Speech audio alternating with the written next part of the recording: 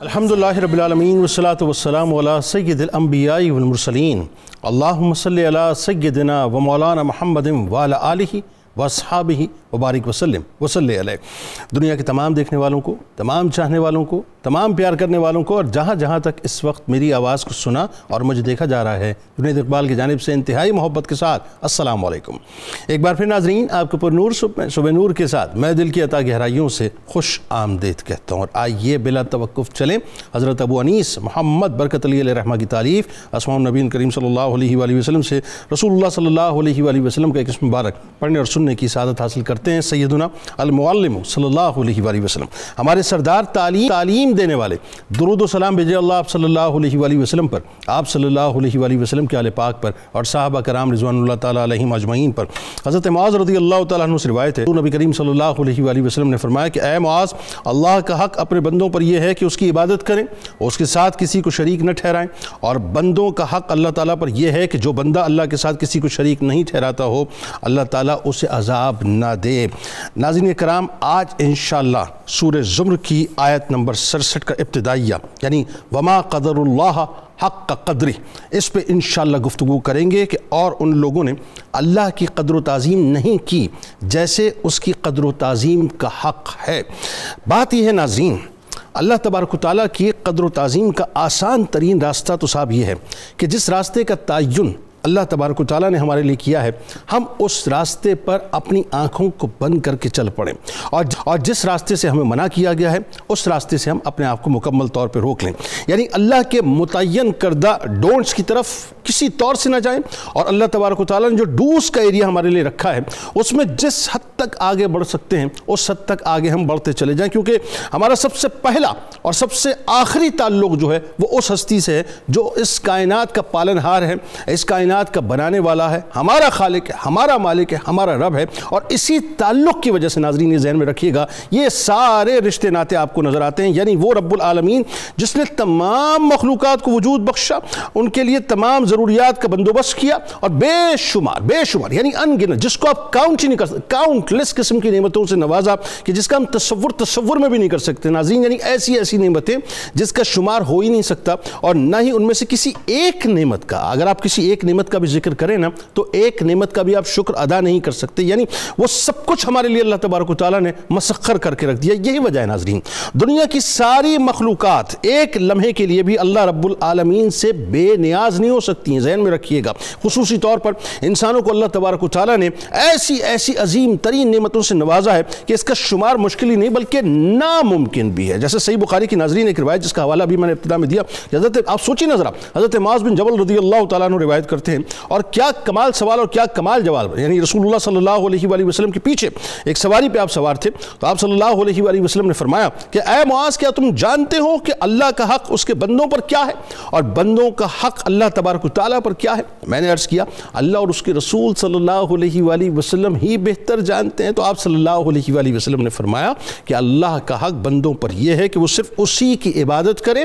اور اس کے ساتھ کسی کو شریک نہ ٹھہرائیں، اور اللہ تعالیٰ پر بندوں کا حق یہ ہے کہ جو اس کے ساتھ کسی کو شریک نہ ٹھہرائے اسے عذاب نہ دیں۔ ناظرین کرام، آج کی اس نشست میں انشاءاللہ ہم سورہ زمر کی اسی 67ویں آیت کی ابتدائیے پہ گفتگو کریں گے، اور وقت کے جید علماء کرام انشاءاللہ اس آیت مبارکہ کے معنی اور مفاہیم کو سمجھائیں گے اور کوشش کریں گے کہ ہم ان سے سیکھیں اور سمجھیں کہ بنیادی طور پر اللہ تبارک و تعالیٰ اس آیت مبارک میں جو لگتا ایسا ہے کہ ایک شکوہ جو ہے باقاعدہ رجسٹر کروا رہا ہے، اس شکوے میں اللہ تبارک و تعالیٰ ہم سے کیا فرما رہا ہے، اللہ تعالیٰ کی قدر و تعظیم کس نے نہیں کی جیسا کرنے کا حق تھا، لہذا اگر یہ اس کائنات کے مالک کا شکوہ ہے تو ہم یہ بھی اپنے علماء کرام سے سمجھیں گے کہ یہ شکوہ کیا ہم سب انسانوں سے، جتنے بھی انسان اس دنیا میں بستے ہیں سب سے، یا اس میں کوئی اسپیسیفیکیشن ہے کہ اللہ کی قدر کا مطلب بنیادی طور پہ کیا ہے، یعنی ایک تو یہ کہ شکوہ کن سے، اور دوسرا یہ کہ اللہ کی قدر اس کی تعظیم کا مطلب کیا۔ پھر یہ بھی سوال ظاہر ہے انشاءاللہ ہم علماء کرام کے سامنے رکھیں گے کہ جب اللہ تبارک و تعالیٰ کی کما حق کو کوئی معرفت حاصل ہی نہیں کر سکتا تو یہ کیسے ممکن ہے کہ ہم اس کی قدر کو بھی سمجھ سکیں، اس کی تعظیم کو بھی سمجھ سکیں اور اس کی قدر اسی انداز سے کر سکیں جس طرح کرنے کا حق ہے؟ اور یہ بھی طے ناظرین کہ ہم تمام انسانوں کو ظاہر ہے اللہ کا قدردان بننا ہے، تو آج علماء کرام سے یہ بھی سمجھیں گے کہ وہ کون سے طریقے ہیں، یعنی آسان سے طریقے کہ جس پر چل کر بنیادی طور پہ ہم اللہ تبارک و تعالیٰ کے قدردان بن سکتے ہیں۔ اور ایک اور بات جو آپ سمجھنا چاہیں گے، میں بھی سمجھنا چاہوں گا، اور علماء کرام سے ہم پوچھیں گے کہ تمام انبیاء کرام علیہ السلام، بالخصوص سرور دو جہاں صلی اللہ علیہ وآلہ وسلم نے، اسی طرح سے اہل بیت اطہار علیہ السلام نے، صحابہ کرام رضوان اللہ تعالیٰ علیہ مجمعین نے، اولیاء کرام نے کس کس انداز سے اللہ کی قدر و تعظیم کی۔ اور سب سے مشکل ترین سوال ناظرین جو میرے آپ کے ہم سب کے ذہنوں میں ہے، اور آج انشاءاللہ علماء کرام سے اس گتھی کو سلجھوائیں گے کہ یہ جو علامات ہیں یہ کیسے معلوم ہو، یہ جو اعمال ہیں یہ کیسے معلوم ہو کہ ہم خدا نخواستہ اس قبیل کے اندر شامل ہو گئے جو اللہ کی بے قدری کرنے والی قبیل ہے، یا خدا نخواستہ بے توقیری کرنے والی قبیل ہے۔ آئیے آغاز کرتے ہیں۔ ہمارے ساتھ اس وقت دو ممتاز علماء کرام تشریف فرما ہیں جو یقیناً کسی بھی تعارف کے محتاج نہیں۔ پہلی شخصیت ممتاز عالم دین ہیں، ہمارے بزرگ ہیں محترم جناب پروفیسر محمد سعید احمد خان صاحب تشریف فرما ہیں۔ دوسری شخصیت ممتاز عالم دین میرے دل کے بہت قریب جناب مفتی محمد فاروق القادری صاحب تشریف فرما ہیں۔ دونوں احباب کو السلام علیکم، خوش آمدید۔ پروفیسر صاحب آپ سے آغاز کرتے سورہ زمر کی 67ویں آیت کا ابتدائیہ اور ایک ایسا شکوہ جو ہمارا پالنہار ہم سے کر رہا ہے ظاہر ہے، تو سب سے پہلے تو اس آیت مقدسہ کا شان نزول اور اس کا مضمون آغاز فرمائیے۔ بسم اللہ الرحمن الرحیم، اللہم صلی علی محمد وعلی آل محمد وبارک وسلم۔ اللہ رب العزت زمین و آسمانوں کا خالق، ہمیں وجود عطا کرنے والا اور اس عظمت، ہیبت، جلالت، قدوسیت اور جبرویت کا مالک کہ انسان کا ذہن اللہ جل شانہ کی کما حقہ قدرت اور اس کی عظمت کا احاطہ کر ہی نہیں سکتا۔ بے شک سورہ الزمر کی اس آیہ مبارکہ میں جو بات کہی جا رہی ہے کہ وما قدر اللہ حق قدرہ، ان لوگوں نے اللہ کی وہ قدر نہیں کی جو ان کو کرنی چاہیے تھی۔ اب اس کی شان نزول کے متعلق تو مفسرین کرام رضوان اللہ علیہ مجمعین نے یہ لکھا کہ حضور علیہ الصلوۃ والتسلیم کی خدمت میں ایک یہودی عالم آیا اور اس نے آ کر آپ صلی اللہ علیہ وسلم سے یہ بات کہی کہ قیامت کے دن اللہ کی ساری مخلوق اللہ کی ایک انگلی پر ہوگی، آسمان سارے اللہ کی ایک انگلی پر ہوں گے، ساری زمینیں اللہ کی ایک انگلی پر ہوں گی، سارے درخت اللہ کی ایک انگلی پر ہوں گے، سارا پانی اور مٹی اللہ۔ اس نے جب یہ بات کہی تو اس کی اس بات پر نبی اکرم رحمت عالم صلی اللہ علیہ وسلم اس قدر ہنسے کہ آپ صلی اللہ علیہ وسلم کے مبارک دانتوں کے پچھلے والے حصے بھی نمایاں ہو گئے۔ اس موقع پر نبی اکرم رحمت عالم صلی اللہ علیہ وسلم کو بعض روایات کے مطابق اللہ نے یہ آیہ کریمہ عطا فرمائی اور اپنی عظمت کا اظہار کیا۔ اب اس آیہ کریمہ میں جو شکوے کی بات آ رہی ہے وہ یہ کہ رب کریم جس نے انسان کو وجود عطا کیا، اس کی ضرورت کی ساری چیزیں اس کے لیے پیدا کی، وَالَّذِي خَلَقَ لَكُم مَا فِي الْأَرْضِ جَمِيعًا، کہ تمام تر کائنات میں جو جو چیز بھی آپ کو نظر آتی ہے اللہ جل مجدہ نے انسان کی نفع رسانی کے لیے، اس کی خدمت گزاری کے لیے بنائی ہے۔ انسان اس زمین پر مخدوم کائنات بن کر آیا ہے۔ ٹھیک ہے، اب ان تمام تر باتوں کے باوجود وہ انسان اللہ کو چھوڑ کر بتوں سے یاری لگائے، معبودان باطلہ کو خود اپنے ہاتھوں سے تخلیق کرے اور اس کے بھیجے ہوئے رسول اعظم صلی اللہ علیہ وسلم کی تعلیمات کو پس پشت ڈال دے، ان پر عمل نہ کرے، تو اس لیے یہ شکوہ بنتا ہے کہ اللہ رب العزت فرمائے کہ اے بندے میں نے تجھے اتنی نعمتوں سے نوازا، وَإِن تَعُدُّوا نِعْمَتَ اللَّهِ لَا تُحْصُوهَا، کسی میں ہمت ہی نہیں کہ ان کو شمار کر سکے، اور تو مجھے چھوڑ کر ان کے پیچھے جا رہا ہے، ان چیزوں کے پیچھے بھاگا جا رہا ہے۔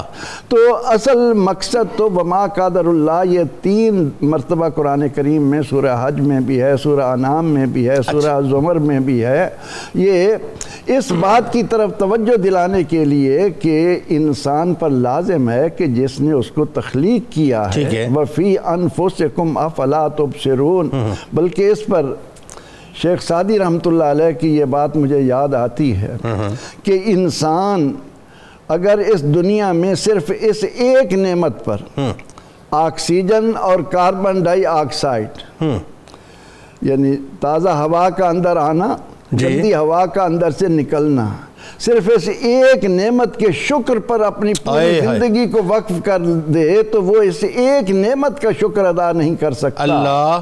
تو چاہے جائے کہ اللہ رب العزت نے اس کے لیے اتنی نعمتیں بنائیں اور پھر وہ اللہ کو چھوڑ کر اپنے ہاتھوں سے مٹی کے بت بنا رہا ہے، پتھر کے بت بنا رہا ہے، لکڑی کے بت بنا رہا ہے، درختوں کی پوجا کر رہا ہے، آگ کی پوجا کر رہا ہے۔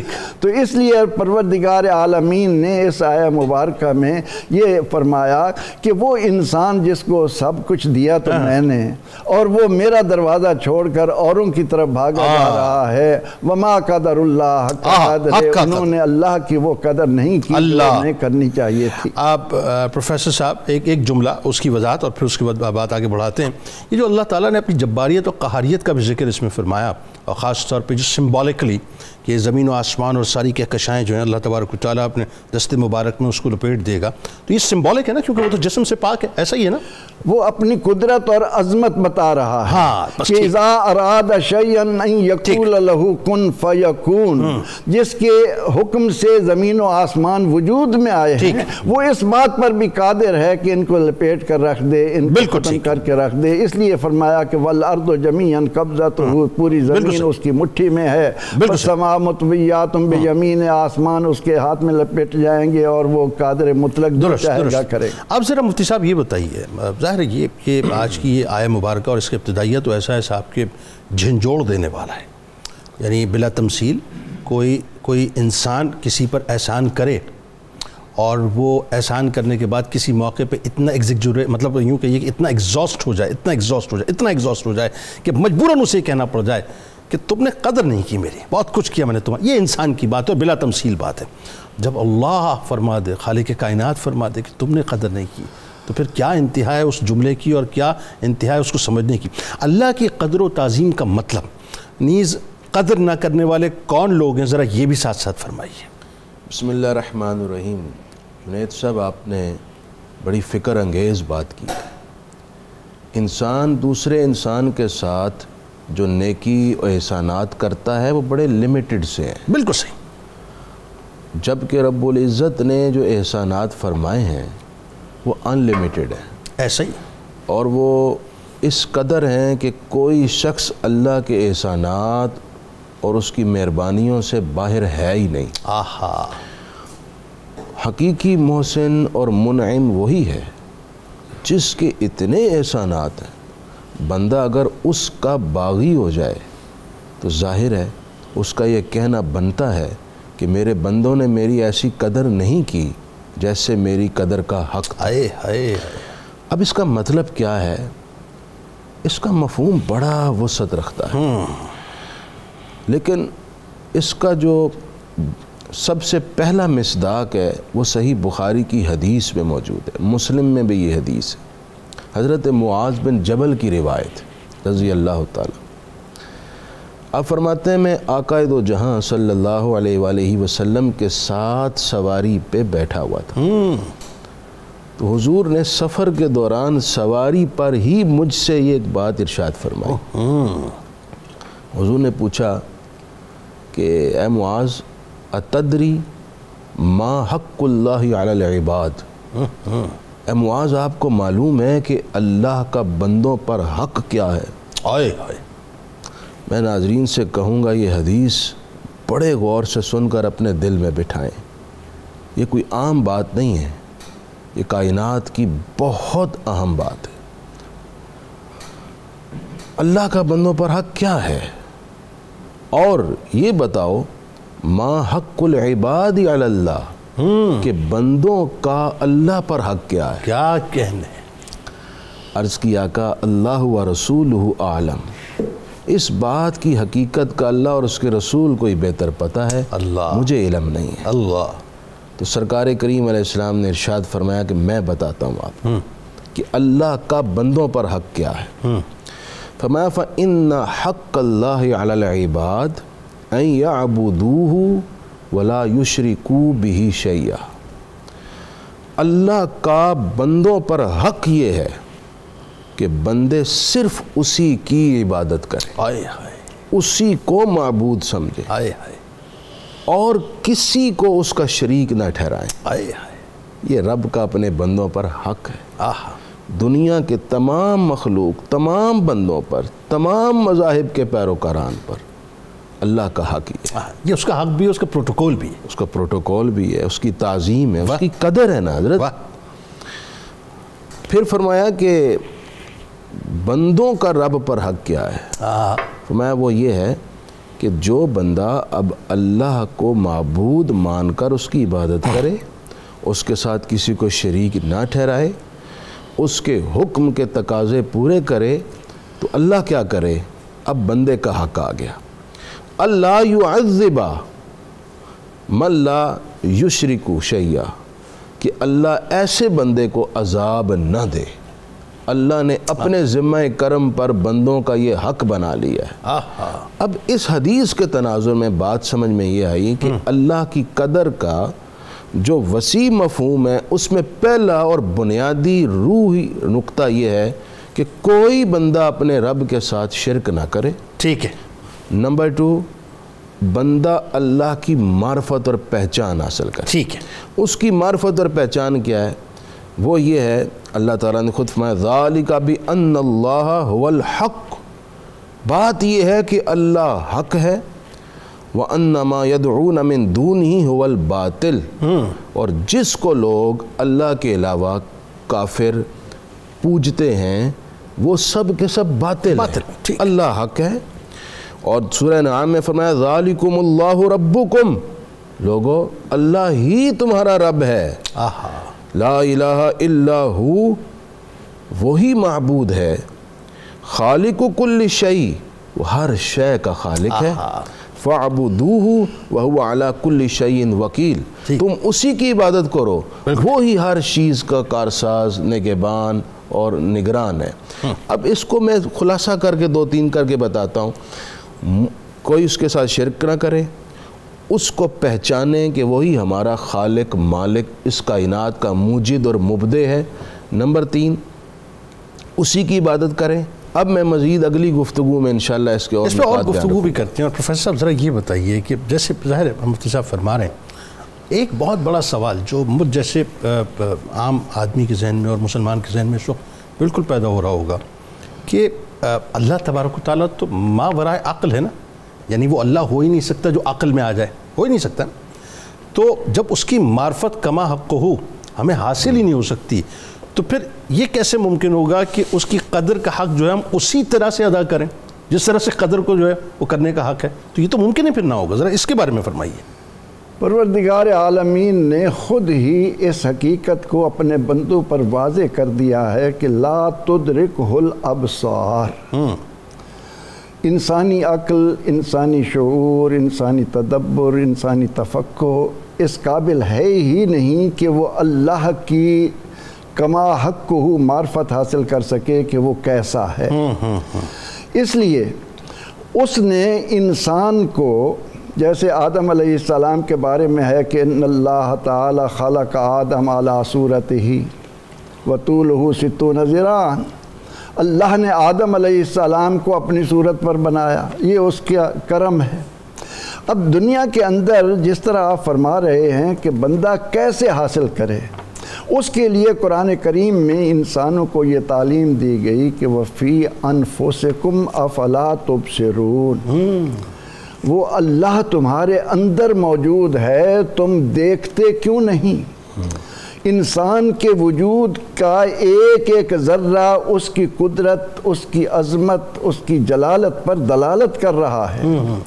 علماء تو یہاں تک کہتے ہیں کہ اگر پروردگار عالمین اپنے بندوں کی ہدایت کے لیے آسمان سے کتابیں نہ اتارتا، ان کی ہدایت کے لیے انبیاء کرام علیہ السلام مبعوث نہ ہوتے، تو اس کو جو عقل و شعور عطا کیا گیا ہے اور آفاق اور انفس میں اس نے اپنی قدرت و عظمت کے جو دلائل کے انبار لگا دیے ہیں، ان میں غور و فکر کر کے انسان پر لازم ہوتا کہ وہ اللہ پر ایمان لائے اور اپنے آپ کو اس کی اطاعت اور فرما برداری کے لیے وقف کر دے۔ آپ قرآن کریم کا انداز دیکھیں، نوح علیہ السلام نے فرمایا تھا کہ وَقَدْ خَلَقَكُمْ أَطْوَارًا، اے مشرکو، اے اپنے رب سے تعلق کو کاٹ کر مخلوق سے تعلق جوڑنے والوں، اپنی بنائی ہوئی چیزوں کے سامنے اپنے آپ کو ذلت اور رسوائی میں ڈالنے والوں۔ یعنی ایک بات تو یہ ہے کہ اللہ نے جس کو مخدوم کائنات اس کے اوپر کرمنا بنی آدم کا تاج سر پر سجا کر آسن تقویم کے سانچے میں ڈھال کر اس کے لیے سب کچھ بنایا ہو، اور وہ ذلتوں اور رسوائیوں کی اس انتہا پر گر جائے کہ اپنی بنائی ہوئی مورتوں کے سامنے جھکتا پھرے، ان سے مانگتا پھرے۔ اب اس حقیقت کو اللہ تعالیٰ نے کہ ہم معرفت کیسے حاصل کریں، فرمایا قد خلقکم اطوارا، تمہیں مختلف مراحل سے گزار کر بنایا۔ تو انسان اگر کبھی تنہائی میں بیٹھ کر یہ سوچنے کی کوشش کرے کہ میرا وجود کیسے آیا ہے، فَلْيَنْظُرِ الْإِنسَانُ مِمَّا خُلِقَ، انسان پر لازم ہے وہ یہ سوچے، غور و فکر کرے کہ کس چیز سے مخلوق ہوا ہے، کس چیز سے بنا ہے۔ خُلِقَ مِن مَاءٍ دَافِقٍ يَخْرُجُ مِن بَيْنِ الصُّلْبِ وَالتَّرَائِبِ۔ اللہ انسان اگر اپنے مبدأ پر، اپنی تخلیق کے اس جوہر پر نظر ڈالنے کی کوشش کرے تو اس کو کوئی دقت نہیں ہوگی کہ وہ پروردگار عالمین کو پہچان سکے۔ سورہ البقرہ کا مطالعہ کرتے ہوئے جب ہم اس بات پر آتے ہیں کہ حکم ہوتا ہے کہ یا ایھا الناس اعبدوا ربکم الذی خلقکم من نفس واحدہ، یا ایھا الناس اعبدوا ربکم الذی خلقکم والذین من قبلکم، اے لوگو اس وحدہ لا شریک کی جس کا نہ نظیر ہے، نہ مثیل ہے، نہ مثال ہے، نہ اول ہے، نہ آخر ہے، ابدی ہے، ازلی ہے، دائمومیٌ ہے، دہریٌ ہے، اس کا نہ اول ہے نہ آخر ہے، اس کو جس نے تمہیں اور تم سے پہلے لوگوں کو پیدا کیا، اور اس نے تمہارے لیے زمین کو بچھونا بنایا، اس نے تمہارے لیے آسمان سے پانی اتارا، اس پانی سے تمہارے لیے طرح طرح کے پھل اور غلے پیدا کیے، تو تم پر لازم ہے کہ اس کی معرفت کو حاصل کر کے اس کے ساتھ اپنے تعلق کو، تو جب تک انسان غور و فکر، کیونکہ ہم سمجھتے ہیں کہ ایک تو اللہ تعالیٰ کی عبادت کا یہ انداز ہے کہ ہم اس کے حضور کھڑے ہیں، رکوع کر رہے ہیں، سجدے میں گرے ہوئے ہیں، اس عبادت سے بڑھ کر جو عبادت ہے وہ ہے غور و فکر کی، جس کے لیے تدبر کا لفظ آیا، تشعر کا لفظ آیا، تفکر کا لفظ آیا۔ قرآن کریم نے جو دعوت دی کیا فلا یتدبرون القرآن ام علی قلوب اقفالھا، یہ بنیادیں مہیا کی گئی ہیں کہ وہ تو قادر مطلق کہے گا کہ اے انسان تو اپنے وجود پر غور کیوں نہیں کرتا، تو اپنے آس پاس میں اللہ کی قدرت کے جو نظارے ہیں، جو کائنات کے ذرے ذرے میں اس کی قدرت، ہر گیا ہے کہ از زمین رویت، ہر گیا ہے کہ از زمین رویت وحدہ لا شریک می گویت، اس زمین پر جہاں کہیں زمین سے ایک پتی نکل رہی ہے وہ زبان حال سے اللہ کے وجود کا پتہ دے رہی ہے، تو اس لیے یہ تو فرما دیا کہ میں عقل میں آنے والا نہیں، بالکل ٹھیک، لہٰذا تمہارا کام یہ ہے کہ میرا کہنا مانتے ہوئے، میرے محبوب کو اپنے سامنے نمونہ رکھتے ہوئے میری قدرت اور عظمت کو، کیونکہ میں نے جس طرح یہ کائنات کلمہ کن کر پیدا کی ہے، ایک وقت آئے گا جب میرا آرڈر ہوگا اور سعیداً جو رضا کے مطابق یہ ایک چٹھل میدان بن جائے گا، تو اس نے کشش ثقل کے ذریعے، اب سائنس نے اسی طرف تو ہماری توجہ دلائی کہ کائنات بات میں غور و فکر کر کے دیکھو اور اس کے انجام پر نظر رکھو. اس انجام کو سامنے رکھتے ہوئے تمہیں اپنے اللہ کی معرفت حاصل ہوگی اور تم اس سے اپنے تعلق کو مضبوط بنا سکو. یہ جو آپ فرما رہے ہیں نا پروفیسر صاحب، یہ ایسی بات ہے کہ اب تو ظاہر ہے ساری چیزیں پروو ہوتی جا رہی ہیں نا. سائنس ایکچولی جو ہے وہ انوینٹ نہیں کر رہی، وہ تو ڈسکور کر رہی ہے نا. یعنی آپ دیکھیے نا کہ آپ کی باڈی، جس ہیومن باڈی کی ابھی آپ بات کر رہے تھے، اللہ تبارک و تعالیٰ نے بلوغت تک 60,000 مائلز کی رگیں جو ہیں وہ انسان کے جسم میں رکھی ہوتی ہیں، جو دنیا کی جو فاصلہ ہے پورا اس کا 2 گنا بنتا ہے. جسٹ امیجن، ہم کہتے ہیں نا کہ انسان کی پورے وجود میں پوری دنیا سمائی ہوئی ہے. دیکھیں یہ سمبولک ہے کہ یہ جو نالیاں ہیں، جو وینز ہیں، جو آکسیجن پہنچا رہی ہیں، جو خون پہنچا رہی ہیں، جو غذا پہنچا رہی ہیں، جو دل کو چلا رہی ہیں، 60,000 مائلز بنتی ہیں، جو دنیا کے فاصلے کا 2 گنا بنتا ہے. صرف انسان اپنے وجود پہ اگر مفتی صاحب غور کر لے تو وہ جو قدر والا معاملہ وہ کہاں پہنچے. جنید صاحب یہ تو بہر کی بات ہے نا. انسان کے منہ میں جو زبان رکھی ہے اس میں کتنے ہزار ہاسے رکھے ہیں، اسی پر تحقیق کر لے تو وہ اس اللہ کی عظمت کے سامنے جھک جائے. اچھا مفتی صاحب، اب جو پچھلی گفتگو میں آپ فرما رہے تھے کہ ایک تو یہ کہ وہ جو قدر نہ کرنے والے کون لوگ ہیں، ذرا اس بات کو وہیں سے ذرا کنٹینیو کیجئے. دوسرا مطلب ایک سوال بہت عام سا، اور یہ میرا خیال ہے ہر مسلمان سمجھنا چاہے گا کہ وہ کون سے طریقے ہیں جس کو اپنانے کے بعد جو ہے وہ بندہ یہ کہے کہ ہاں ویسے تو ظاہر حق ادا نہیں ہو سکتا لیکن قدردانوں کی صف کے اندر کہیں جا کے اپنے آپ کو پیچھے کہیں کھڑا کر دے، تو وہ کون سے طریقے ذرا وہ فرمائیں. اس پہ بنیادی بات یہ ہے کہ ہر چیز پر ترجیح اور پرائرٹی اللہ کو دے. واہ. اپنے نفس اور اپنی خواہش کی غلامی چھوڑ دے. یہ بنیادی بات. ساری باتیں آگے اسی کی جزیات ہیں. اس سلسلے میں سورہ توبہ کی آیت نمبر 24 پیش کرنا چاہتا ہوں جناب. اور یہ وہ آیت ہے جنید بھائی، اس وقت جو دنیا میں مسلمانوں کی عظمت زوال پذیر ہو چکی ہے، اور خاص طور پر غزہ کے اندر جو ہمارے مظلوم مسلمانوں کی حالت زار ہے، اس سب تناظر میں جو مسلم امہ کا کردار ہے، یہ آیت مقدسہ بتاتی ہے کہ وہ زوال کیوں ہے اور جو امت مسلمہ کو کرنا کیا چاہیے. اب دیکھیے، بتائیے. اللہ تعالیٰ نے ارشاد فرمایا، قُلْ إِنْ كَانَ آبَاؤُكُمْ وَأَبْنَاؤُكُمْ وَإِخْوَانُكُمْ وَأَزْوَاجُكُمْ وَعَشِيرَتُكُمْ وَأَمْوَالٌ اقْتَرَفْتُمُوهَا وَتِجَارَةٌ تَخْشَوْنَ كَسَادَهَا وَمَسَاكِنُ تَرْضَوْنَهَا أَحَبَّ إِلَيْكُم مِّنَ اللَّهِ وَرَسُولِهِ وَجِهَادٍ فِي سَبِيلِهِ فَتَرَبَّصُوا حَتَّى يَأْتِيَ اللَّهُ بِأَمْرِهِ وَاللَّهُ لَا يَهْدِي الْقَوْمَ الْفَاسِقِينَ. اے محبوب آپ فرما دیں، سارے لوگوں کو بتا دیں، اے اہل ایمان، تمہارے باپ، تمہارے بیٹے، تمہارے بھائی، تمہاری بیویاں، تمہارے رشتہ دار، تمہارے وہ مال جنہیں تم نے بڑی محنت سے کمایا، تمہاری تجارت جس کے نقصان کا تمہیں خدشہ رہتا ہے، اور تمہارے گھر جو تمہیں بڑے پسند ہیں، اگر یہ سب چیزیں یعنی دنیا اور اس کا متاع اور اللہ کی مخلوق تمہیں اللہ اور اس کے رسول سے زیادہ پیاری ہو گئی، اللہ اکبر، اللہ کے حکم جہاد سے زیادہ پیاری ہو گئی، اللہ اکبر، تو پھر انتظار کرو یہاں تک کہ اللہ اپنا فیصلہ صادر کر دے. اللہ یعنی یہ بتا یہ رہا ہے کہ اللہ تمہارے خلاف کوئی فیصلہ صادر کر دے گا. اللہ. اور اللہ تعالیٰ فاسق لوگوں کی، برے لوگوں کی رہنمائی نہیں کرتا. یہ پڑھنے کے باوجود بھی ہم ڈر نہیں رہے. نہیں ڈرتے. ہاں 57 ہے لیکن ڈر نہیں رہے. نہیں ڈر رہے. ہاں کوئی بھی نہیں ڈر رہا. اب اس آیت مقدسہ نے سارا پول کھول نہیں دیا. ہاں بالکل صحیح. اس آیت مقدسہ نے زوال کی وجہ بتا نہیں دی کہ اللہ نے کیوں اپنا فیصلہ صادر کیا. اللہ نے کیوں ہمیں سریا سے پلٹ کر زمین پر دے مارا کہ ہم نے اللہ کو پیچھے کر دیا، اپنے مال و متاع، اپنے دنیاوی مفادات کو، اپنے چھوٹے یونٹس کے مفادات کو وہ اللہ سے آگے کر دیا. بالکل. حکم جہاد کو پس پشت ڈال دیا، اللہ کے حکم کو روند ڈالا. تو پھر یہی ہونا تھا جو ہمارے ساتھ ہو رہا ہے. اب مطلب ہم نے معیشتوں کی قدر کی، اپنے مفادات کی قدر کی، اللہ کے احکامات کی قدر نہیں کی. تو اللہ کی قدر کیا ہے؟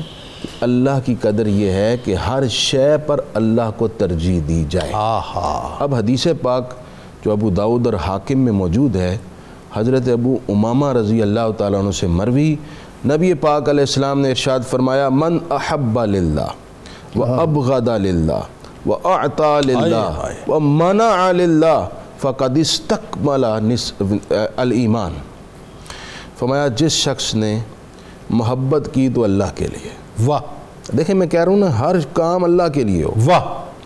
محبت کرے تو اللہ کے لیے، واہ، بیوی سے کرے، بھائی سے کرے، بہن سے کرے، والد سے کرے، والدہ سے کرے، انسانوں سے کرے، کسی سے محبت کرے تو اللہ کے لیے، واہ، وَأَبْغَضَ لِلَّهِ، اور بغض اور دعوت کا معیار کہ وہ بھی اللہ کے لیے، واہ واہ، اگر کسی سے کوئی کسی مسئلے پر دل میں عداوت آئی وہ اللہ کے لیے ہو، سبحان اللہ، اپنے نفس کے لیے، اپنی ایگو کے لیے نہ ہو، اللہ اعطا للہ، کسی کو دے تو اللہ کے لیے، ہائے سوشل میڈیا کے لیے نہیں، ہائے ہائے، تصویر کشی کے لیے نہیں، ویڈیوز کے لیے نہیں، ہائے ہائے، ویوز کے لیے نہیں، ہائے ہائے، اپنی دنیاوی شہرت کے لیے نہیں، اللہ کے لیے، واہ، وَمَنَعَ لِلَّهِ، کسی کو منع کرے تو وہ بھی اللہ کے ہاں، فَقَدْ اسْتَكْمَلَ الْإِيمَانَ، اللہ کے حبیب فرماتے ہیں جس کا یہ طرح امتیاز ہونا اس کا ایمان اللہ کامل کر دیتا ہے۔ کیا کہنے، کیا جب اس نے اپنی پرائرٹی یہ بنا لی کہ صرف اللہ، ہر شے پر غالب اللہ، اور میری ہر چاہت پر غالب اللہ، میری ہر فکر پر غالب اللہ، میری ہر سوچ کا محور اور مدار اللہ، تو پھر اس کا ایمان کامل ہے۔ واہ، یہی وہ بندہ ہے جو اللہ کی قدر کرنے والا، مطلب یہی وہ طریقہ ہے جس کے ذریعے آپ جو ہے قدردانوں کی صف میں اپنے آپ کو شامل کر لیتے ہیں۔ ناظرین کرام، ہمارے ساتھ جڑے رہیے۔ سورۃ الزمر کی آیت نمبر 67 کا ابتدائیہ، وما قدر اللہ حق قدرہ، ایک ایسا شکوہ ہے جو کائنات کے پالنہار کا شکوہ ہے، اور یہ ہم سب سے شکوہ ہے۔ اب ذرا سوچئے صاحب کہ ہم کتنے بے قدر ہیں اور کتنے اب خود غرض و بے حس ہو چکے ہیں کہ جس نے ہمیں سب کچھ دیا ہے، جس کی وجہ سے سب کچھ ہے، ہم اسی کی بات پر عمل نہیں کرتے، ہم عمل کرتے ہیں ان طاقتوں کی باتوں پر کہ جیسا کہ مفتی صاحب نے فرمایا کہ فراموش کر دیا ہم نے اللہ کے احکامات کو، اور آج کیا کرتے ہیں؟ یس باس کر کے سر جھکاتے ہیں ان عالمی طاقتوں کے آگے کہ جو اللہ کے فرامین اور احکامات سے ہمیں دور ہٹاتے ہیں۔ تو پھر ذرا سوچئے کہ اللہ تبارک و تعالیٰ کہ ہم سے راضی ہوگا یا نہ خوش ہوگا۔ درود پاک سرکار کی بارگاہ میں، ان کے آل کی بارگاہ میں پیش کیجئے۔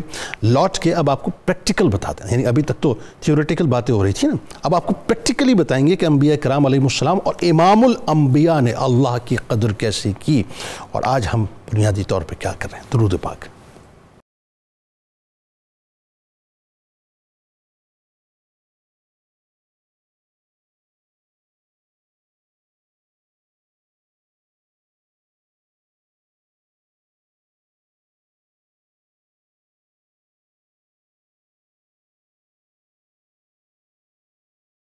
جناب ایک بار پھر میں آپ کو خوش آمدید کہتا ہوں۔ سورۃ الزمر کی آیت نمبر 67 کا ابتدائیہ، ناظرین، کہ ان لوگوں نے اللہ کی قدر و تعظیم نہیں کی جیسا کہ اس کی قدر و تعظیم کرنے کا حق تھا۔ آج اس پر گفتگو کر رہے ہیں، اور پروفیسر صاحب اب ذرا میں چاہوں گا، اور ظاہر سننے والے بھی اور دیکھنے والے بھی، حضرت آدم علیہ السلام سے لے کے نبی کریم صلی اللہ علیہ وآلہ وسلم تک کیا ہی شاندار مثالیں موجود ہیں ہمارے پاس، چونکہ وقت کم ہے۔ اولو العزم انبیاء کرام علیہ السلام کی مثالیں بھی، وہ بھی کہ جو آرے سے چیرے گئے زکریا علیہ السلام، اور وہ بھی جو ابراہیم علیہ السلام نار میں پھینکے گئے۔ تو ذرا کچھ مثالیں جو قدر کی ہیں وہ ذرا بتلائیے کہ کس طرح سے انبیاء کرام نے قدر کی ہے۔ بڑی خوبصورت بات آپ نے کہی۔ ہر انسان کے لیے یہ کتاب کھلی ہے۔ بالکل صحیح۔ آدم علیہ السلام سے لے کر اس وقت تک انسانوں میں ہزاروں کی تعداد میں طبقات اور جماعتیں آئیں۔ ان تمام تر طبقات و جماعتوں میں آج ہمارے لیے نمونہ وہ لوگ بنے ہیں جن کے لیے کہا جاتا ہے کہ این القاصرۃ الجبابرۃ الاولیٰ، ہم نے کیسر و کسریٰ کو اپنے لیے نمونہ بنایا۔ آؤ تمہارے لیے دعوت فکر یہ ہے کہ اس پوری اولاد آدم میں بہترین انسانوں کی جماعت، انسانوں سے محبت کرنے والی، انسان کا بھلا چاہنے والی، انسان کا ہر وقت خیال رکھنے والی وہ کون سی جماعت ہے جس کو جماعت مقدسہ مطہرہ کہا جاتا ہے؟ یہ نفوس قدسیہ انبیاء کرام علیہ السلام اسی انسانی جماعت میں، انسانی مجمع میں موجود ہیں۔ بالکل۔ ان لوگوں نے، ان پاک باز بندوں نے کس طرح اپنے رب کو پہچانا؟ اس ضمن میں ایک بات عرض کرتا ہوں، کسی نے بڑی خوبصورت بات کہی ہے۔ وہ کہتے ہیں کہ لو علم العباد ما للہ من عظمہ، اگر بندوں کو پتہ ہو چل جائے کہ اللہ کی عظمت کیا ہے تو ما عصوا ہو، وہ کبھی اس کی نافرمانی نہ کریں۔ آئے ہائے۔ اگر لو علم المحبون، اگر جو محبت کی راہ پر چلتے ہیں ان کو معلوم ہو جائے کہ اللہ کے اسماء کیا ہیں، اللہ کی صفات کیا ہیں، اس کی عظمت کیا ہے، تو وہ اللہ کے سوا کسی سے محبت نہ کریں، ان کی ساری محبتیں اللہ کے لیے ہو جائیں۔ اور اگر بندوں کو اللہ کا فضل، اس کا کرم، اس کا احسان معلوم ہو جائے تو وہ اس کے دروازے کو چھوڑ کر کہیں اور نہ جائیں۔ انبیاء کرام علیہ السلام جو اس انسانی جماعت میں سب سے بہترین افراد ہیں، مجھے اور آپ کو، ہر بندے کو بیٹھ کر یہ سوچنا چاہیے کہ میں لوگوں میں سے کن کو اپنے لیے نمونہ بناؤں۔ بالکل ٹھیک۔ ان کے سامنے یہ مقدس جماعت ہے جس کے ایک ایک فرد نے اپنے رب کی جب معرفت حاصل کر لی تو دنیا بھر کی لذتیں، دنیا بھر کے لالچ، دنیا بھر کا خوف ان کے دلوں سے نکل گیا، اور انہوں نے اللہ کے ساتھ اپنا اس طرح سے تعلق قائم کیا کہ اگر ان کو آگ میں ڈالا گیا تو آگ میں جانے سے گریز نہیں کیا، ان کے سروں پر اگر آرے چلائے گئے تو انہوں نے اس کی پرواہ نہیں کی۔ اور جب یہ منظر ہم آ کر امام المرسلین، سید الاولین والآخرین، خاتم النبیین، رحمت للعالمین صلی اللہ علیہ وسلم کی ذات اقدس میں دیکھتے ہیں تو انسانی معاشرت کے، معیشت کے، سیاست کے تمام اندازوں کو پورا کرتے ہوئے آپ کی کیفیت یہ ہے کہ اس طرح اللہ کی بارگاہ میں کھڑے ہیں کہ پاؤں سوج رہے ہیں، اور اللہ رب العزت فرمائے کہ میرے بندے کچھ آرام بھی کر لیجئے اور آپ کا شوق اور بڑھ جائے۔ جب کہا جائے کہ یا رسول اللہ آپ سے تو یہ فرمایا جا رہا ہے، آپ فرمائے افلا اکون عبدا شکورا، کیا میں اللہ کا شکر گزار بندہ نہ بنوں؟ یہ ہے اللہ کی قدردانی جو ان نفوس اچھا اب ظاہر انبیاء کرام علیہ السلام کی قبیل کے بعد اس دنیا کی جو سب سے زیادہ پریولیج قبیل ہے وہ کمپینینز ہیں رسول کریم صلی اللہ علیہ وآلہ وسلم کے، وہ غلام ہیں رسول اللہ صلی اللہ علیہ وآلہ وسلم کے۔ اور وہی بات اگین کہ ہمارے لیے تو انسپریشنل سورس تو وہی ہیں، ظاہر انبیاء کرام ہیں، صحابہ کرام ہیں، تو جو حق صحابہ نے ادا کیا صاحب، کیا شاندار مثالیں ملتی ہیں، کچھ فرمائیں۔ جنید بھائی، ایک میں پروفیسر صاحب کی بات کے ساتھ ایک بات کا اضافہ کر دوں۔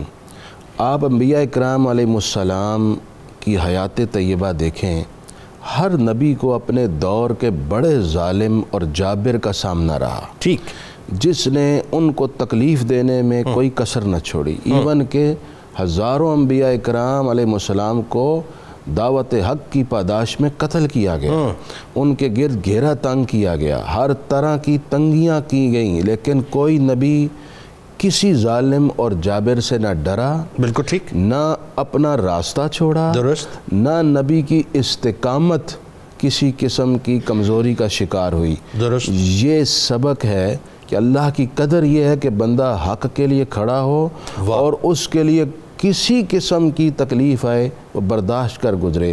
میں اہل غزہ کو سلام پیش کرتا ہوں۔ واہ، یہی انبیاء کرام کی سیرت اور یہی اللہ کی قدر ہے جو ان کی سیرت ہمیں بتا رہی ہے۔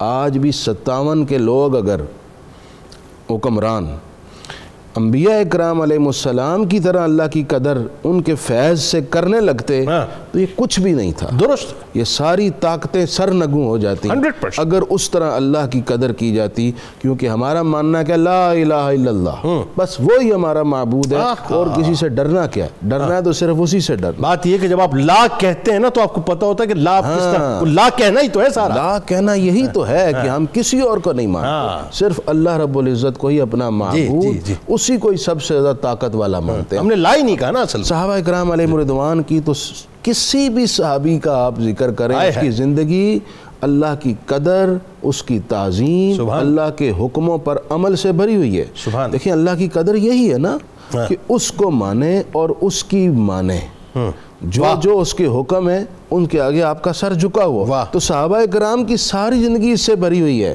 انہوں نے حق کے لیے گھر چھوڑے، ہجرت کی، حق کے لیے مہاجرین کو اپنے حصہ دار بنا لیا، ان کے میزبان بن گئے، حق کے لیے جان پیش کی، مال پیش کیے، اولادیں پیش کیں، اور سنت رسول کو اپنا اوڑھنا بچھونا بنایا۔ صحابہ کرام کی زندگی، حضرت عمر رضی اللہ تعالیٰ فرماتے ہیں حضور کے سامنے حضرت ابو حذیفہ کے غلام سالم کا ذکر ہوا تو سرکار نے ارشاد فرمایا ان سالمن شدید الحب للہ، سالم وہ شخص ہے جو اللہ سے ٹوٹ کر محبت کرتا ہے، واہ، یعنی اللہ کی ایسے قدر کرتا ہے کہ اس کو اللہ سے بے پناہ محبت ہے۔ واہ۔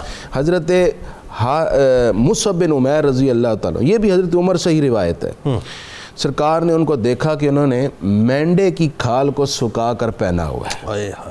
حضور علیہ السلام نے جب ان کو اس حالت میں دیکھا تو صحابہ سے فرمایا انظروا الی ھذا الرجل الذی نور اللہ قلبہ، اس شخص کو دیکھو، یہ وہ شخص ہے جس کا سینہ اللہ نے اپنی محبت سے بھر دیا۔ اللہ، اور کمالی مفتی صاحب کی سپر ایلیٹ کلاس سے تعلق رکھتے میں وہی بتانے لگا، پھر حضور فرمانے لگے جانتے ہو یہ شخص کون ہے؟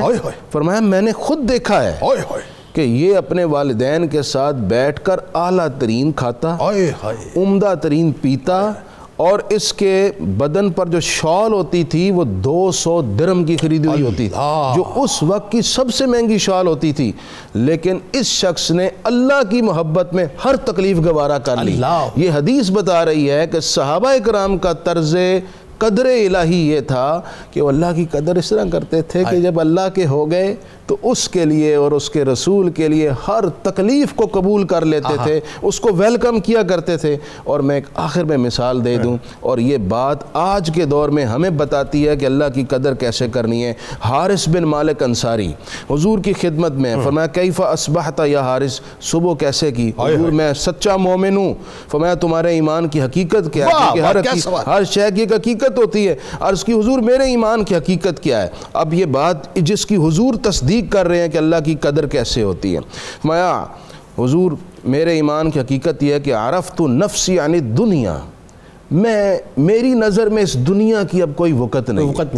یہ ہے پہلی بات، جب آپ اللہ کے ہو جاتے ہیں نا پھر اس دنیا کی آپ کی نظر میں وقت نہیں رہتی کہ اس دنیا کے آپ اللہ کو چھوڑ دیں گے، اس دنیا کے لیے، یہاں کی شہرت کے لیے، یہاں کے پیسے کے لیے اس کا حکم چھوڑ دیں گے، یہ کبھی نہیں ہو سکتا اگر آپ کے دل میں اللہ کی قدر ہے۔ دوسری وَأَسْهَرْتُ لِذَلِكَ لَيْلِي، حضور میرے ایمان کی حقیقت یہ ہے کہ اب اللہ کی محبت میں راتوں کو جاگتا ہوں، اس کو یاد کرتا ہوں۔ تیسرا حضور میری حقیقت یہ ہے کہ دن کے وقت میں پیاسا رہتا ہوں، یعنی روزے رکھتا ہوں۔ حضور اب یہ سب کچھ کر کے کأنی انظر الی عرش ربی بارزا، آقا اب یہاں پر کھڑے کھڑے مجھے عرش الہی نظر آتا ہے۔ اب یہ حدیث ہے، میں کوئی کہانی نہیں سنا رہا، لوگ اسے کہہ کہ جی یہ فلانے کی کہانی ہے، یہ حدیث رسول ہے۔ ایک صحابی مقام جو نبی نہیں ہے، نبی کی امتی ہیں، وہ کہہ رہے ہیں حضور یہاں کھڑے میں عرش الہی دیکھ رہا ہوں۔ روایت طبرانی، بہقی، ابن ابی شیبہ کے اندر موجود ہے، حضور میں یہاں کھڑے عرش الہی دیکھ رہا ہوں۔ وَكَأَنِّي أَنظُرُ إِلَىٰ أَهْلِ الْجَنَّةِ، میں اہل جنت کو دیکھ رہا ہوں کہ وہ يَتَزَاوَرُونَ فِيهَا، جنت میں ایک دوسرے سے مل رہے ہیں۔ وَكَأَنِّي أَنظُرُ إِلَىٰ أَهْلِ النَّارِ يَتَدَاعُونَ فِيهَا، میں اہل جہنم کو دیکھ رہا ہوں، جہنم میں عذاب سے چیخیں مار رہے ہیں۔ حضور نے یہ سنا تو یہ نہیں فرمایا یہ کیسے ہو سکتا ہے کہ بندہ یہاں زمین پر کھڑے ہو کر جنت کے اندر، دوزخ کے اندر، عرش الہی، یہ سب چیزیں دیکھے، یہ کیسے ہو سکتا ہے؟ یہ نہیں فرمایا وَيَا حارث عرفتہ، اے حارث تم نے اللہ کو پہچان لی، بس بات ختم، تم نے ایمان کی حقیقت پا لی ہے، تم نے اس کی قدر کر لی ہے۔ فَالْزَمْ، اب اسی پر قائم رہنا، اسی پر استقامت رکھنا۔ ثلاثاً، 3 دفعہ حضور نے یہ بات دہرائی۔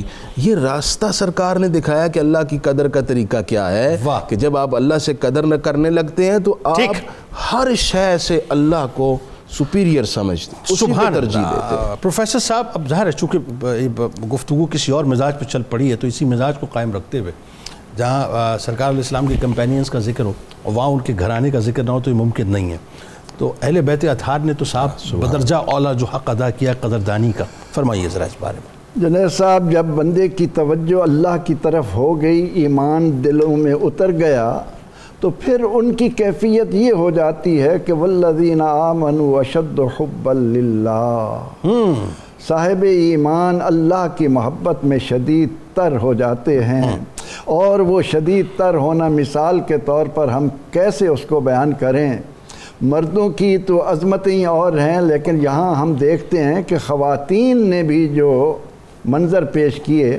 اب سیدہ حضرت زینب سلام اللہ علیہا کو آپ دیکھیں کہ کن تکالیف سے گزر رہی ہیں، لیکن اللہ جل شانہ کی عظمت اور اس کی معرفت کا حق یہ ہے کہ عبادت گزاری میں بھی فرق نہیں آیا اور تمام تر تکلیفیں بھی برداشت کر رہی ہیں۔ اسی طرح اگر سیدہ نفیسہ سلام اللہ علیہا کو دیکھیں تو حیرت ہو جاتی ہے کہ مرد ان پر رشک کر رہے ہیں۔ امام شافعی رحمۃ اللہ علیہ فرماتے ہیں کہ اللہ نے اس عورت کو اپنی معرفت کیسی عطا کر دی ہے۔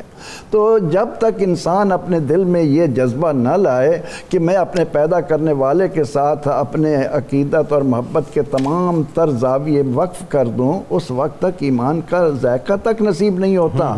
ایک بزرگ کے دروازے پر ایک سائل آ کر کہتا ہے کہ جی مجھے کچھ دیں، میرے پاس کچھ نہیں۔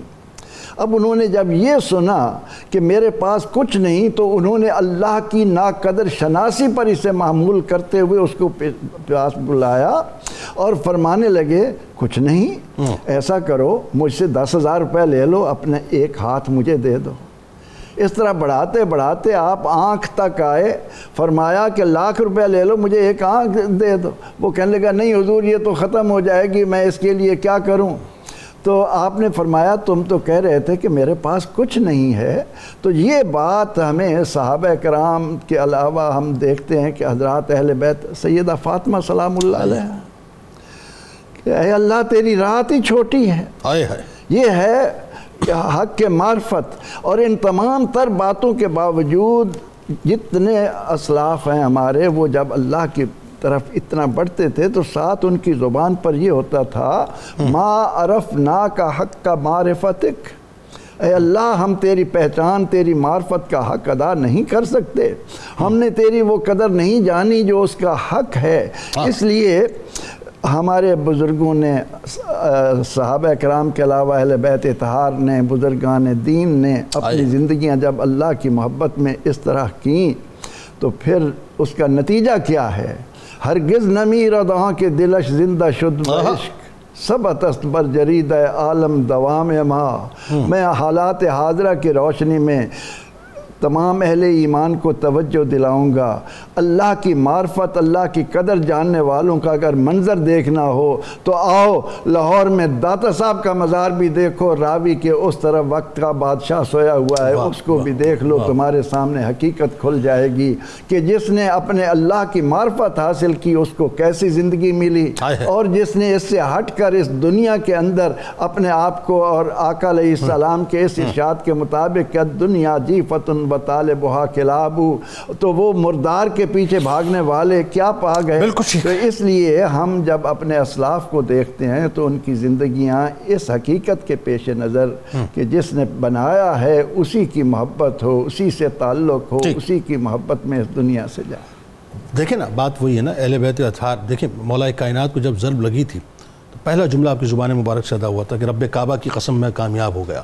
اس کامیابی کے نعرے اور صدا سے لے کر امام علی مقام کے اس نورانی مبارک خون کی زمین پر جو ہے تشریف لانے تک ہر قربانی جو ہے وہ یہ بتلا رہی ہے کہ یہ بنیادی طور پر اللہ کی قدردانی ہوتی ہے۔ فائنلی وقت بالکل سمٹ گیا پریسائزلی، بس سیناپسس کی صورت میں یہ جو علامات ہیں ذرا کچھ بتلا دیجئے کہ جو رب کی بے قدری پہ دلالت کرتی ہیں۔ جنید بھائی ایک مسلمان بھی اللہ کی بے قدری کر سکتا ہے اور کر رہے ہیں۔ ٹھیک، وہ کیسے ہے کہ اللہ پر ایمان تو ہے، اللہ کی بنیادی پہچان بھی ہے، لیکن اس کے حکم عبادت کو پورا نہ کرنا، نماز سے غافل رہنا، یہ بھی اس کی بے قدری ہے۔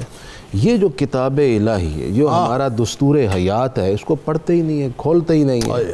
اسی کے اندر اللہ کی قدر کا مختلف پہلوؤں سے احاطہ فرمایا گیا ہے۔ اس قرآن کو پڑھیں، یہ اس اور بے قدری کا بھی بتا دیا، بے قدری کا بھی بتایا گیا۔ اچھا، اسی طرح اللہ کی نعمتیں اس پر شکر گزار ہوں۔ اس کی شکر گزاری یہ نہیں ہے کہ ایک طرف آپ سود کھائیں، ایک طرف سے آپ لوگوں کو لوٹیں، ایک طرف سے آپ لوگوں کے جیب صاف کریں، ان کو فراڈ کریں، آپ جھوٹ بول کے چیزیں بیچیں، قسمیں کھا کر بیچیں۔ زمانے کے اندر آپ اللہ کے حکموں کو تہو بالا کریں اور روٹی کھانے بیٹھیں اور کہیں یا اللہ تیرا شکر ہے، یہ اس کی قدر نہیں ہے۔ شکر اصل یہ ہے کہ زبان سے بھی شکر ہو، ہاتھ سے بھی شکر ہو، سوچ سے بھی شکر ہو، پاؤں سے بھی، ہر عضو سے شکر ادا ہو۔ اور اس کے ساتھ ساتھ ایک وسیع پر تناظر میں یہ بھی کہنا چاہتا ہوں کہ وہ علامت جو بے قدری پر دلالت کرتی ہے آج کے زمانے میں، وہ دینی شعائر کو غیر اہم قرار دینا ہے۔ عام طور پر باتیں ہوتی ہیں، ہم دیکھتے ہیں قربانی کا موسم آتا ہے تو لوگ قربانی پر اعتراضات شروع کر دیتے ہیں، لاجک تلاش کرنا شروع کر دیتے ہیں۔ ہم حج کے موسم میں دیکھیں لوگ کہتے ہیں یار ان کو کیا ہو گیا، لاکھوں روپیہ لگا کے وہاں چل پڑتے ہیں۔ تو اللہ تعالیٰ کے حکموں پر اپنی عقل سے اعتراضات اٹھا کر ایک مسلمان اگر اس طرح کی حرکت کرے تو یہ شدید بے توقیری اور بے قدری ہے اللہ تعالیٰ کی۔ اللہ کی قدر یہ ہے کہ بندہ اللہ کے فرمان اور رسول اللہ صلی اللہ علیہ وسلم کی سنت پر عمل کرنا شروع کر دے، ٹھیک ہے، اسی کے مطابق زندگی گزارنا شروع کر دے، اللہ کی قدر بھی ہوتی رہے گی، عبادت بھی ہوتی رہے گی، آخرت بھی سنورتی رہے گی۔ بہت شکریہ آپ دونوں احباب کا، آپ تشریف لائے، بڑی پرمغز اور بڑی خوبصورت گفتگو آج ناظرین سورۃ الزمر کی آیت نمبر 67 کی ابتدائیے کی روشنی میں رہی۔ اگین وہی بات، آپ ادھر ادھر کہیں بھی اسکیپ وے تلاش کر لیں، کوئی بھی راستہ تلاش کر لیں، الٹیمیٹ یہ ذہن میں رکھیے گا آپ نے اللہ کی بارگاہ میں آنا ہے۔ اب آپ پکڑ کر لائے جائیں، یعنی مثال کے طور پہ جو ہے وہ آپ کی گردنوں کے اندر جو ہے توق ڈالا جائے تو لائے جائیں تو بھی لائے جائیں گے، اور اگر آپ اپنے دل سے آئیں گے تو بھی آپ آئیں گے۔ فرق صرف یہ ہوگا کہ جب آپ آئیں گے نا تو وہ قدردان کی حیثیت سے آئیں گے، پھر مقام اور مرتبہ کچھ اور ہوگا۔ تو قدردانوں میں اپنے آپ کو شامل کیجئے، نہ کہ ان لوگوں میں جو ناقدر ہیں معاذ اللہ۔ کتاب الشفا، رحمت الہی کے حصول کا وظیفہ، رسول اللہ صلی اللہ علیہ وآلہ وسلم نے ارشاد فرمایا کہ جو شخص مجھ پر ایک بار درود پڑھتا ہے اللہ تبارک و تعالیٰ اس پر 10 رحمتیں نازل فرماتا ہے، اس کے 10 گناہ معاف فرماتا ہے اور اس کے 10 درجات کو بلند فرماتا ہے۔ حضرت علی کرم اللہ وجہ الکریم کا کمال قول مبارک ہے کہ رات کے طویل سجدے انسان کو اللہ تعالیٰ کا قرب دیتے ہیں اور دوزخ کے عذاب سے نجات دلاتے ہیں۔ روزنامہ 92 نیوز میں آج مضمون ضرور سورۃ الزمر کی آیت نمبر 67 کے حوالے سے ہمیں ایکس پہ فالو کر لیجئے، فیس بک پیج کو لائک کر لیجئے، یوٹیوب چینل کو سبسکرائب کر کے بیل آئیکن کو ضرور کلک کر لیجئے۔ آئیے صاحب اپنی روح سے تجدید عہد وفا، لا یؤمن احدکم حتی اکون احب الیہ من والدہ وولدہ والناس اجمعین۔ اللہ تعالیٰ آپ کا، ہمارا، ہم سب کا، پاکستان کا، فلسطینیوں کے لیے خاص طور پہ دعا کیجئے اور امت مسلمہ کا حامی و ناصر، آمین۔ پاکستان کا مطلب کیا؟ لا الہ الا اللہ محمد رسول اللہ صلی اللہ